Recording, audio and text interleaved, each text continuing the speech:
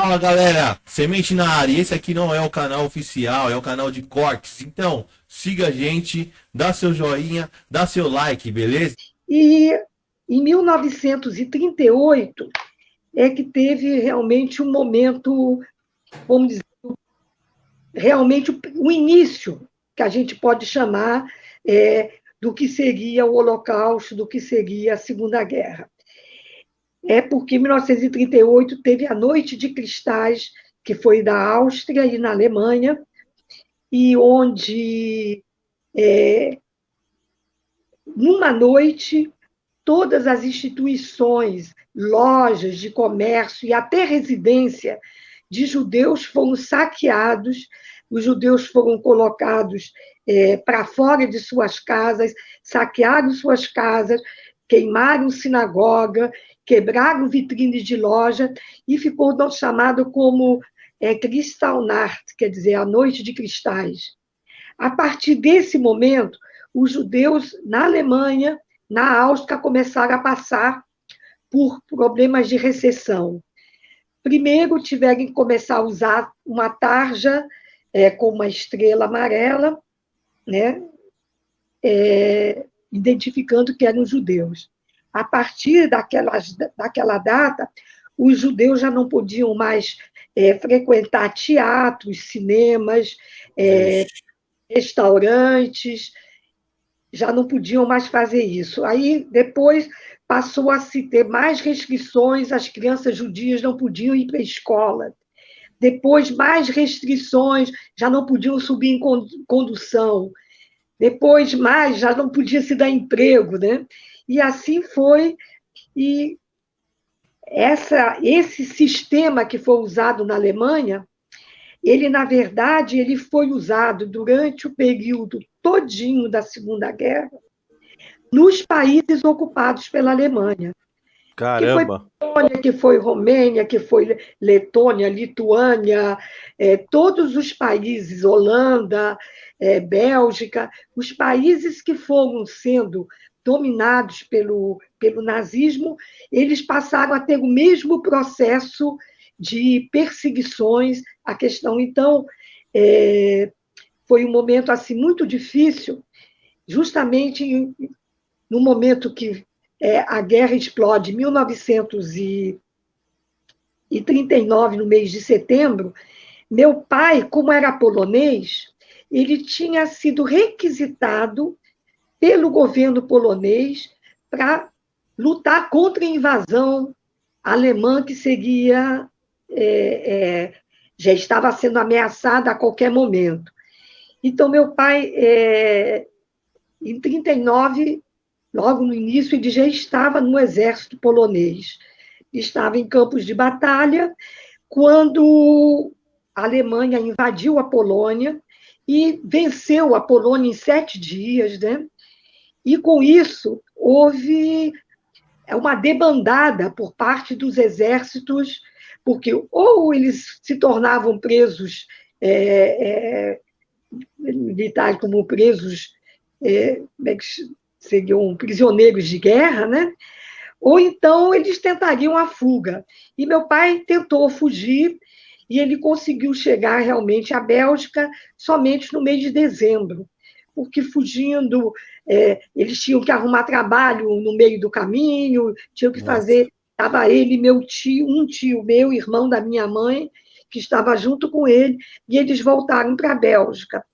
Quando eles voltaram para a Bélgica, eu já tinha nascido, eles resolveram ingressar no exército da Legião Estrangeira, mas num batalhão polonês de resistência.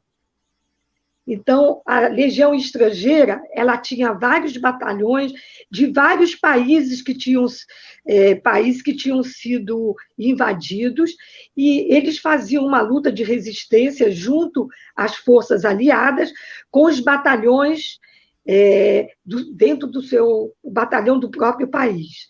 E meu pai, então, ele foi para esse batalhão polonês da Legião Estrangeira. E aí a Hitler pegou e avisou que ele iria invadir a Bélgica e os Países Baixos até o mês de março de 1940.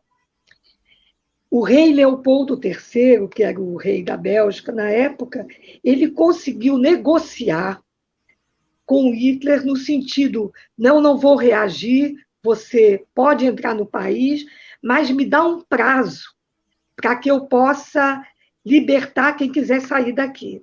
E assim ficou marcada a data de 12 de março, a data última para que quem quisesse fugir teria um salvo-conduto para poder fugir.